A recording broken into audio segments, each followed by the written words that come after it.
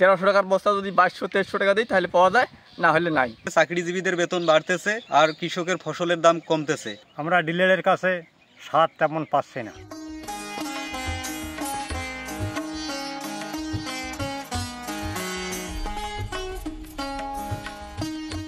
এই দোকান বলে সার নাই, ও দোকান বলে সার নাই, ডিলারের কাছে গেলেও বলে যে সার নাই।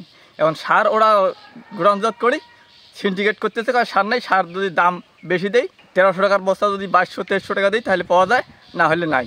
সার কীটনাশকের দাম দিন দিন বাড়ছে। 1350 টাকা টিএসপি সার, 2100 টাকা তাও পাওয়া যাচ্ছে না।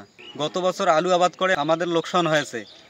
বছর গেলে চাকরিজীবীদের বেতন বাড়তেছে আর কৃষকের ফসলের দাম কমতেছে। কৃষক বাঁচবে কেমন করে? মূল্য আবাদ করছি, সার পাওয়া যাচ্ছে না, সার খুব সংকট। 10 কেজি সার খুব কষ্ট করে ম্যানেজ করছি। এই যে বেগুন লাগাইছি, বেগুন বাড়ির সার দেওয়া লাগে, তারপরে শশা আরও লাগাইছি, শশা বাড়ির দেওয়া লাগে, করলে লাগাইছি, করলে দেওয়া লাগে সার, কিন্তু আমরা কোনোভাবে সার পাইতেছি না।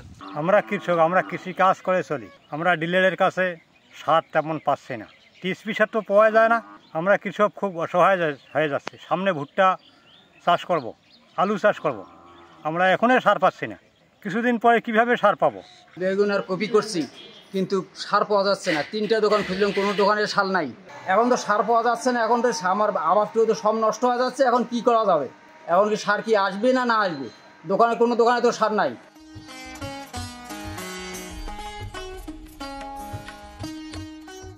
অত্র পাটগ্রাম উপজেলার লালমনিরহাটে 15,595 হেক্টর জমিতে আমন ধানের চাষাবাদ হয়েছে এবং ফসলের সর্বোচ্চ পর্যায়ে আমরা যে যত্ন উপসহকারী কৃষি অফিসার বৃন্দ মাঠে নিরলসভাবে কাজ করে যাচ্ছেন ফসলের উৎপাদনশীলতা বৃদ্ধির লক্ষ্যে।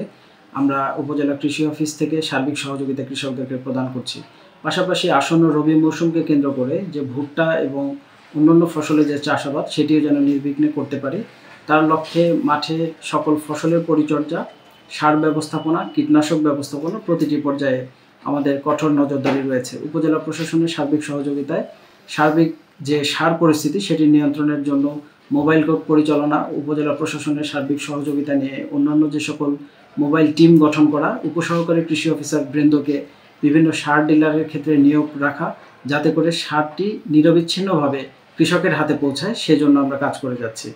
সামনের মৌসুমটি নির্বিঘ্নে কৃষকের হাতে সার তুলে দেওয়ার ক্ষেত্রে সকল শ্রেণী পেশা এবং উপজেলা প্রশাসনের সর্বাত্মক মনিটরিং এবং আমাদের আন্তরিকতা রয়েছে। আমরা বিশ্বাস করি যে বিগত সময়ের মতো এবারেও আসন্ন যে সামনে রবি মৌসুম সেখানে আমরা কাঙ্ক্ষিত ফলন ঘরে তুলতে পারব।